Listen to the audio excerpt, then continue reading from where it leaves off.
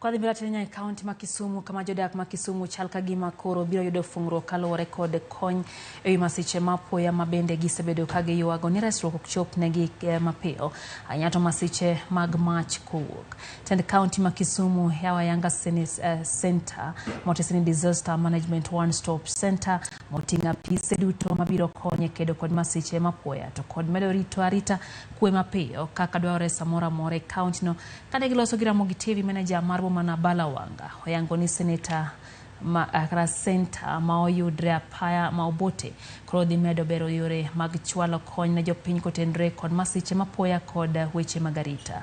Oleo ni yore tudruok e kind japiny kod apisas biro timore e yor lony manyasani mar mbui mabiro yango kama japiny nitiere samora mora maoyo tol komanyo konyruok. Ewi mano koni okang' makama dhi kelo yot mar chwalo kony ne jodak e seche ma koro winjore maonge rochruok manyalo kelo deko mathoth ne osene kaga kinde mokalo.